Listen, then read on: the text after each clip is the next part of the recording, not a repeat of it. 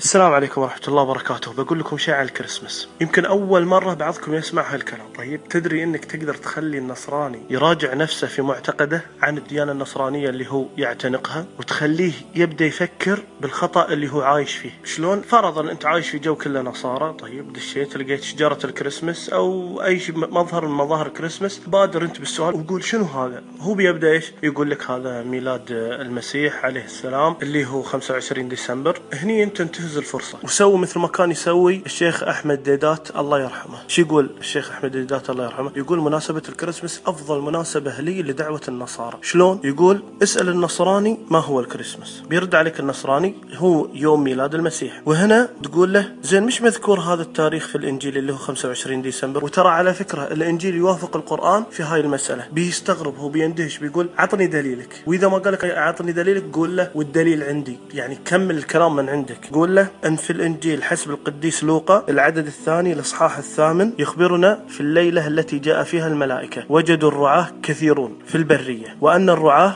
قد أخبروا أن الوليد وضعته امرأة في بيت لحم، بشارة بميلاد عيسى المسيح. ومثل ما احنا عارفين 25 ديسمبر يعتبر شتاء في فلسطين. أي واحد في ذاك الزمان مستحيل أنه يطلع هو وأغنامه في هذا الوقت إلى المراعي، فكيف الرعاة كانوا في المراعي؟ طيب هذا من الإنجيل. أما من القرآن طبعا معروف الآية اللي يقول فيها الله عز وجل أعوذ بالله من الشيطان الرجيم وهزي إليك بجذع النخلة تساقط عليك رطبا جنيا. وهذا أمر من الله عز وجل لمريم بأن تأكل إيش؟ من الرطب. معروف الرطب أصلا ما يطلع إلا منتصف الصيف. إذا الإنجيل والقرآن متفقان على التاريخ أنه صيفا، وأنتم تقولون أن ميلاد المسيح عيسى بن مريم شتاء، فمن أين لكم هذا التاريخ؟ فهنا يبدأ بإذن الله يفكر بأن معتقده خطأ.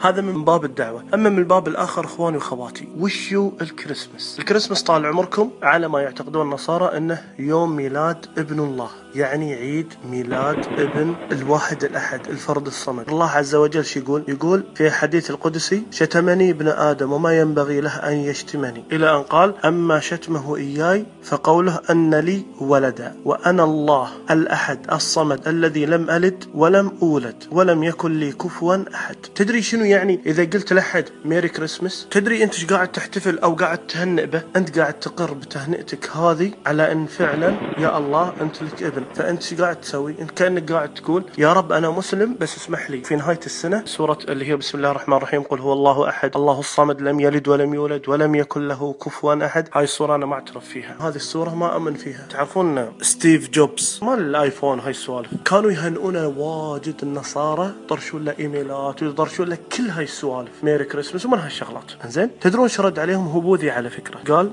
أنا لا أبارك في الكريسماس لأن ليس لي علاقة بهذه الديانة فأنا بوذي. يعني الرجال ستيف جوبز على أنه بوذي لأنه يفتخر بعقيدته وبوذيته. طيب إحنا المسلمين اللي عقيدتنا سليمة 100%، ليش ما نفتخر فيها؟ وليش ما ندخل عليهم من الباب اللي تكلمت فيه في بداية المقطع؟ تدرون عظم مسألة أنك قاعد تمكن لهذا الشيء أخوي الحاكم في بلادك، وأنك أخوي تاجر قاعد تجيب هاي الشغلات، قاعد تجيب شجرة الكريسماس، قاعد تجيب أدوات الزينة. تدري أنك قاعد تندرج في هذه الآيات. شو يقول الله عز وجل تعالى فيها؟ وقالوا اتخذ الرحمن ولدا لقد جئتم شيئا إدا، يعني شيء عظيم. تكاد السماوات يتفطرن منه وتنشق الأرض وتخر الجبال هدا أن دعوا للرحمن ولدا وما ينبغي للرحمن أن يتخذ ولدا إن كل من في السماوات والأرض إلا آتي الرحمن عبدا لقد أحصاهم وعدهم عدا وكلهم آتيه يوم القيامة فردا. أخوي التاجر، أخوي الحاكم، أخوي المهنئ، إذا أتيت الله فردا وش بتقول له يوم أنك احتفلت أو مكنت في بلادك أو بعت في محلك لهذه المناسبة اللي هي زعم بأن الله جل جلاله له ولد؟ أسأل الله مثل ما جمعني وإياكم في هذه الدنيا أنه يجمعني وإياكم في الفردوس الأعلى. والسلام عليكم ورحمة الله وبركاته.